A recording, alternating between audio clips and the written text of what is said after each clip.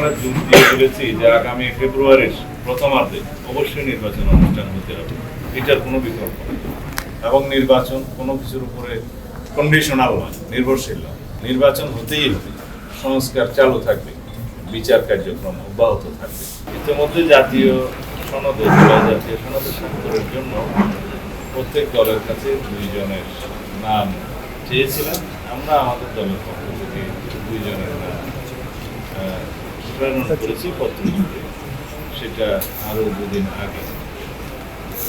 অন্যান্য দলের পক্ষ থেকে নিশ্চয়ই তোমাকে দেওয়া হয়েছে, কেউ কেউ হয়তো এখন দিতে পারে। আমরা জুলাই জাতীয় সনদে স্বাক্ষরের জন্য প্রস্তুত। আমরা আগেও আমাদের অঙ্গীকার নামার একটা পৃষ্ঠা তার সাথে সংযুক্ত আছে জুলাই জাতীয়, তবে সেই জুলাই জাতীয় সনদের অংশ হবে কিনা অঙ্গীকার নামা সেটা আমরা জানি। সে অঙ্গীকার নামার বিষয়ে কিছু অবজারভেশন আনসার আছে, সেটা আমরা জানি। তবে আমরা আশা করি সকল রাজনৈতিক দল যা কিছু আমরা আলোচনার মাধ্যমে পৌঁছাতে পেরেছি, যেটা সনদ অন্তর্ভুক্ত হবে এবং সেই সনদ স্বাক্ষরিত হয়ে বাস্তবায়নের বিষয়ে আমরা আশাবাদী। এবং এই বিষয়ে আমরা আমাদের পরামর্শগুলো দিয়েছি কীভাবে এটা বাস্তবায়ন করা যায়। বিভিন্ন রাজনৈতিক দল তাদের পরামর্শ দিয়েছে। বিগত দিনের আলোচনায় যে সমস্ত পন্থা বিভিন্ন রাজনৈতিক দলের পক্ষ থেকে উত্থাপন করা হয়েছে, তার পরিপ্রেক্ষিতে আমাদের জবাব আমরা দিয়েছি, সেটা আপনারা নিশ্চয়ই দেখেছেন, সেটা মিডিয়াতে আছে দিচ্ছেন। এর বাইরেও আমরা প্রস্তাব রেখেছি, যদি আরও কোনো আইনানুগ পন্থা পন্থা খুঁজে বের করা যায়, তাহলে আমরা সেটাও মেনে নেব। বাংলাদেশের প্রথম ইমিউনিটি বুস্টার সমৃদ্ধ ফ্যান্টাস্টিক হ্যাপি এনার্জি বিস্কিট। আমরা এমন কোনো খারাপ করতে চাই না যেটার মধ্য দিয়ে সংবিধানের সংশোধনী আনায়নের জন্য কোনো এক্সট্রা কনস্টিটিউশনাল অর্ডার বা স্পেশাল কনস্টিটিউশনাল অর্ডার বা প্রোক্লেমেশনের মধ্য দিয়ে আইনি ক্ষমতার বাইরে সংবিধান সংশোধনের পরিবর্তনের কোনো নজির সৃষ্টি হোক, সেটা আমরা চাই না।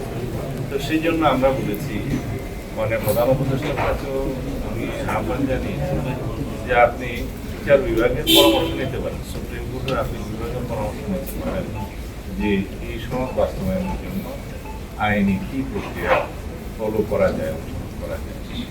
তবে এর বাইরেও যদি কোনো আইনানুগ কোনো প্রক্রিয়া শেষ করা যায়, তাতেও আমরা এখন করব।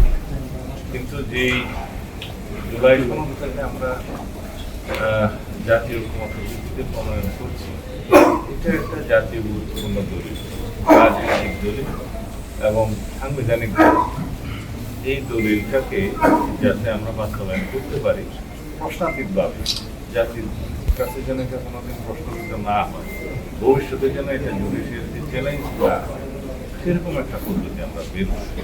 সেই জন্যই আমি এখানে সুপ্রিম কোর্টের মতামতের জন্য আজকে আপনার জানিয়েছি যে মতামত দিতে পারি।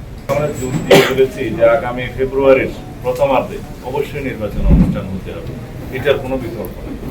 এবং নির্বাচন কোনো কিছুর উপরে কন্ডিশনাল নয়, নির্ভরশীল নয়, সংস্কার এবং বিচার, নির্বাচন এটা পরস্পর একটা মিউচুয়ালি ইন্টারডিপেন্ডেন্ট কোনো বিষয় নয়। নির্বাচন হতেই হবে, সংস্কার চালু থাকবে, বিচার কার্যক্রম অব্যাহত থাকবে। এগুলো কোনোটার উপর কোনোটা নির্ভরশীল। তো সুতরাং নির্বাচন অনুষ্ঠানের বিষয়ে এই জাতিতে যে দুঃখ সৃষ্টি হয়েছে, নির্বাচনের টাইম লাইন ঘোষণা করা হয়েছে, নির্বাচন প্রস্তুতি প্রায় সম্পন্ন করতে হবে।